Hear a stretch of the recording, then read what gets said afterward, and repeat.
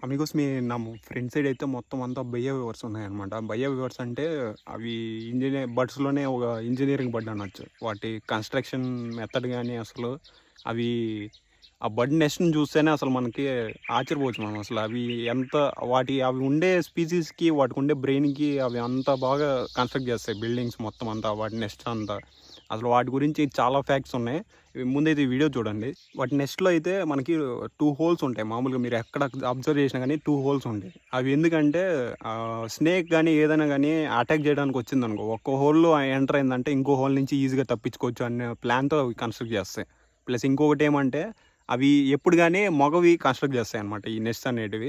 ఇవి ఎందుకంటే ఆడవాటిని అట్రాక్ట్ చేయడానికి చేస్తాయి.